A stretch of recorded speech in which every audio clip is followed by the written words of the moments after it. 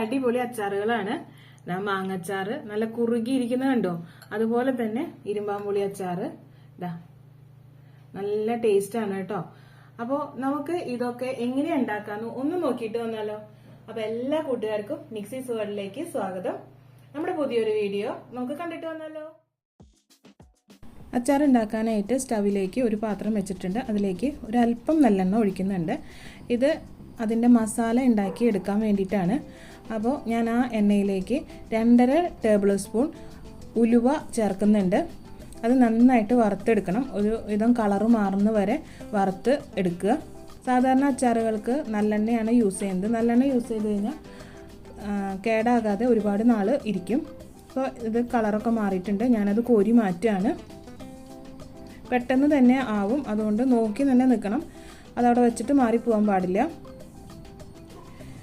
പിന്നെ കായം നമ്മൾ പുതിയതായിട്ട് മേടിക്കുമ്പോൾ അത് അപ്പം തന്നെ ചെറിയ പീസുകളാക്കിയിട്ട് കുറച്ച് നേരം പുറത്ത് വയ്ക്കുകയാണെങ്കിൽ ആ പീസുകളൊക്കെ കട്ടിയായിട്ട് കിട്ടും. അപ്പോൾ നമുക്ക് ഓരോ കറികളിലേക്ക് എടുത്ത് ഉപയോഗിക്കാൻ എളുപ്പമായിരിക്കും. അല്ലാന്നുണ്ടെങ്കിൽ എങ്ങനെയായാലും അത് കട്ടിയാവും, പിന്നെ അത് വെട്ടി മുറിക്കാൻ കുറച്ച് ബുദ്ധിമുട്ടാണ്. ഞാൻ സാധാരണ ചെയ്യുന്നത് എങ്ങനെയാണ്, അത് പീസാക്കി കുറച്ച് നേരം പുറത്ത് വെച്ച് കഴിയുമ്പോൾ അതിങ്ങനെ കട്ടിയായിട്ട് കിട്ടും. അപ്പോൾ അതിൽ നിന്നൊരു 2-3 പീസ് എടുത്തിട്ട് നന്നായിട്ട് ഒന്ന് മൊരിയിച്ചെടുക്കണം.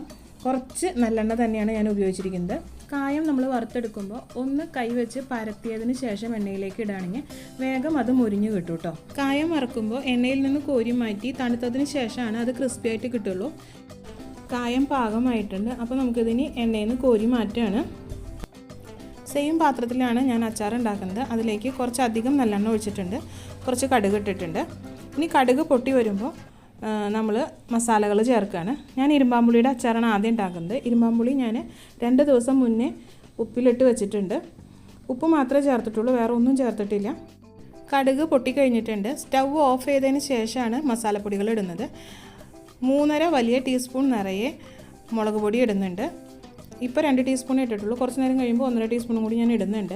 പിന്നെ ഉലുവയും കായൊക്കെ നേരത്തെ വറുത്തത് ഞാൻ പൊടിച്ചു വെച്ചിട്ടുണ്ട്. അതിൽ നിന്ന് ഒരു 1.5 ടേബിൾ സ്പൂൺ ഞാൻ ഇതിലേക്ക് എടുത്തിടുന്നുണ്ട്. ഇതെല്ലാം ഒന്ന് നന്നായിട്ട് മൂത്ത് വരട്ടെ കേട്ടോ. എന്നിട്ട് നമുക്ക് പുളി ഇടാം. ഇപ്പോൾ ഉപ്പ് ഇടേണ്ട ആവശ്യമില്ല, കാരണം നമ്മൾ ഉപ്പിൽ ആണ് പുളി ഇട്ട് വെച്ചിരുന്നത്. അപ്പോൾ എല്ലാം കഴിഞ്ഞതിന് ശേഷം ഉപ്പ് കുറവുണ്ടെങ്കിൽ നമുക്കിടാം. മസാലപ്പൊടികൾ നന്നായിട്ട് മൂത്ത് വരണം, എന്നാൽ കരിയാനും പാടില്ല. അപ്പോൾ അതിനനുസരിച്ച് തീ അഡ്ജസ്റ്റ് ചെയ്യണം. പിന്നെ ഈ ഒരു പുളിക്ക് ഞങ്ങളുടെ തൃശ്ശൂർ ഇരുമ്പമ്പുളി എന്നാണ് കേട്ടോ പറയുക. നിങ്ങളുടെ നാട്ടിലൊക്കെ എന്താ പറയുക?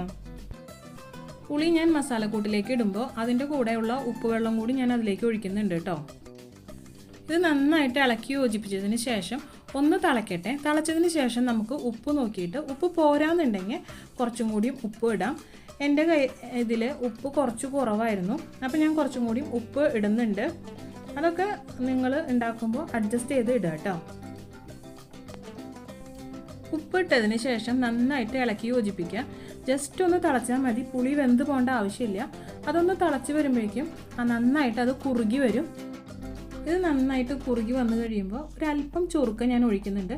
1 ടേബിൾ സ്പൂണോളം ഒഴിച്ചാൽ മതിയാവും.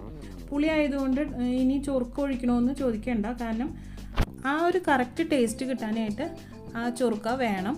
അപ്പോൾ 1 ടേബിൾ സ്പൂൺ ഞാൻ ചൊറുക്ക ഒഴിച്ചിട്ടുണ്ട്. ശരിക്കും പറഞ്ഞാൽ നമ്മുടെ അച്ചാർ ഉണ്ടാക്കി കഴിഞ്ഞു. ഇത്രയേ ഉള്ളൂ, വളരെ ഈസിയാണ്. ഇരുമ്പമ്പുളി അച്ചാർ ഉണ്ടാക്കാനായിട്ട് എടുക്കുമ്പോൾ പിഞ്ചായിട്ടുള്ളത് എടുക്കുന്നതാണ് ടേസ്റ്റ് കൂടുതൽ. വളരെ വലിയ വണ്ണം കൂടിയതൊന്നും എടുക്കരുത് കേട്ടോ. നമ്മുടെ ഇരുമ്പാമ്പുളിയുടെ അച്ചാർ ഉണ്ടാക്കി കഴിഞ്ഞു. നമ്മളത് എടുത്ത് മാറ്റുകയാണ്. ഇനി അടുത്ത അച്ചാറിനുള്ള പാത്രം വയ്ക്കുകയാണ്. ഞാൻ പറഞ്ഞിരുന്നു 2 അച്ചാർ ഉണ്ടാക്കുന്നുണ്ടെന്ന്. അടുത്തത് മാങ്ങയാണ് കേട്ടോ. മാങ്ങ അച്ചാറാണ് ഞാൻ ഉണ്ടാക്കുന്നത്. അപ്പോൾ അതിന് വേണ്ടിയിട്ട് സെയിം പ്രൊസീജിയർ തന്നെയാണ്. അതിലേക്ക് നല്ലെണ്ണ ഒഴിക്കുന്നുണ്ട്. നമ്മൾ ഇടുന്ന വെജിറ്റബിൾ മാത്രമേ മാറുന്നുള്ളൂ. എണ്ണ ചൂടായപ്പോൾ കുറച്ച് കടുക് ഇടുന്നുണ്ട്. കടുക് പൊട്ടി വരട്ടെ. കടുക് പൊട്ടി കഴിയുമ്പോൾ നേരത്തെ ചെയ്തതുപോലെ തന്നെ തീ ഓഫ് ചെയ്തിട്ടാണ് മസാലപ്പൊടികൾ ഇടുന്നത്. ഇതിലേക്ക് ഉലുവയും കായവും പൊടിച്ചു വെച്ചത് 2 ടേബിൾ സ്പൂണോളം ഇടുന്നുണ്ട്, കാരണം മാങ്ങ കുറച്ച് കൂടുതലുണ്ട്. മുളക് പൊടി അതുപോലെ തന്നെ 3 ടേബിൾ സ്പൂൺ ഇടുന്നുണ്ട്. അത്യാവശ്യം എരിവുള്ള മുളക് പൊടിയാണ് എൻ്റെ, അതുകൊണ്ടാണ് 3 ടേബിൾ സ്പൂൺ ഇടുന്നത്. എരിവ് കുറവാണെങ്കിൽ അതിനനുസരിച്ച് നിങ്ങൾ കൂടുതൽ ഇടുക നിങ്ങളുടെ മുളക് പൊടി. നന്നായിട്ട് വഴറ്റി ചേർക്കുന്നുണ്ട്. അതിൻ്റെ പച്ചമണമൊക്കെ മാറി നന്നായിട്ട് മൂത്ത് വരണം. അച്ചാറുകൾ ഉണ്ടാക്കുമ്പോൾ എണ്ണ ഒരല്പം കൂടുതൽ ഉണ്ടാവുന്നത് നല്ലത്, അത് കേടാവാതിരിക്കാൻ. പിന്നെ തീയുടെ ചൂട് എപ്പോഴും അഡ്ജസ്റ്റ് ചെയ്തുകൊണ്ടിരിക്കണം. മസാലകളൊന്നും കരിഞ്ഞു പോകരുത്. മാങ്ങ ഞാൻ ഇതുപോലെ ചെറിയ പീസുകളായിട്ട് അരിഞ്ഞെടുത്തിരിക്കുകയാണ്. തൊലിയൊന്നും കളഞ്ഞിട്ടില്ല. തൊലി കളഞ്ഞു കഴിഞ്ഞാൽ അത് അച്ചാറിൻ്റെ ഉള്ളിൽ കിടന്ന് ഉടഞ്ഞു പോവും. അപ്പോൾ ഞാൻ ഇത് അതിൻ്റെ തൊലിയോട് കൂടി തന്നെ എടുത്തിരിക്കുന്നത്. ഇനി അതിലേക്ക് ഞാൻ ഉപ്പ് ചേർക്കുന്നുണ്ട്. കാരണം ഞാനിത് ഉപ്പിലിട്ട മാങ്ങയല്ല, പച്ചമാങ്ങ അതുപോലെ തന്നെ അരിഞ്ഞെടുത്തിരിക്കുകയാണ് ചെയ്തിരിക്കുന്നത്. ഉപ്പിലിട്ട മാങ്ങയാവുമ്പോൾ ടേസ്റ്റ് വേറെയാണ്. ഇത് നന്നായിട്ട് ഇളക്കി യോജിപ്പിക്കാം. നന്നായിട്ട് ഇളക്കി യോജിപ്പിച്ചതിന് ശേഷം ഒരല്പം തിളപ്പിച്ച് ആറിയ വെള്ളമാണ് ഞാൻ ഒഴിക്കുന്നത്. തിളപ്പിച്ച വെള്ളമായാലും കുഴപ്പമില്ല, ചൂടോട് കൂടി ഒഴിച്ചാലും കുഴപ്പമൊന്നുമില്ല. ഒരു 1/4 കപ്പോളം തിളപ്പിച്ച ആറിയ വെള്ളം ഞാൻ ഒഴിച്ചിട്ടുണ്ട്. എന്നിട്ട് അതൊന്ന് നന്നായിട്ട് തിളക്കട്ടെ. മാങ്ങ വെന്ത് പോകാൻ പാടില്ല കേട്ടോ. അച്ചാറിടുമ്പോൾ ഒരു പീസും വെന്ത് പോകാൻ പാടില്ല. അപ്പോൾ ഇതൊന്ന് തിളച്ച് വരുമ്പോൾ അതിലേക്ക് ഞാൻ വിനാഗിരിയും കൂടി ചേർക്കുന്നുണ്ട്. മാങ്ങ എൻ്റെ ഈ മാങ്ങയ്ക്ക് അധികം പുളിയില്ല, അതുകൊണ്ട് ഒരു 1/4 കപ്പോളം വിനാഗിരി ഞാൻ ചേർക്കുന്നുണ്ട്. പിന്നെ ഏത് അച്ചാർ ഉണ്ടാക്കുകയാണെങ്കിലും ഉപ്പും പുളിയും എരിവും കുറച്ചൊന്ന് മുന്നേക്ക് നിൽക്കണം. കാരണം 2 ദിവസം കഴിയുമ്പോഴാണ് അച്ചാറിൻ്റെ ടേസ്റ്റ് കറക്റ്റ് കിട്ടുക. ആ സമയത്ത് നമ്മൾ ഉണ്ടാക്കുന്ന സമയത്ത് ടേസ്റ്റ് നോക്കിക്കഴിഞ്ഞാൽ അത് കറക്റ്റ് ആയിരിക്കില്ല. പിന്നെ ഉലുവ ചേർക്കുന്നതുകൊണ്ട് തന്നെ ഒരു കയ്പ്പ് രസം ഉണ്ടാകും. അത് 2 ദിവസം കൊണ്ട് മാറുകയും ചെയ്യും. അപ്പോൾ എല്ലാം കുറച്ച് മുന്നേക്ക് നിൽക്കണം, എന്നാലാണ് അച്ചാർ നമ്മൾ കഴിക്കുന്ന സമയത്ത് നല്ല ടേസ്റ്റിൽ കിട്ടുള്ളൂ. ഇതൊരു 2 ദിവസം കഴിഞ്ഞാലാണ് നല്ല ടേസ്റ്റിൽ കിട്ടുക. പിന്നെ ഇപ്പോൾ നല്ല വെള്ളം പോലെയാണ് നമ്മുടെ അച്ചാർ ഇരിക്കുന്നത്. ഒന്ന് തിളച്ച് കഴിയുമ്പോൾ കുറുകി നല്ല പാകത്തിന് കിട്ടും. ഉപ്പ് കുറച്ചും കൂടി ഞാൻ ഇടുന്നുണ്ട്. ഉപ്പ് പോരായികയാണ്.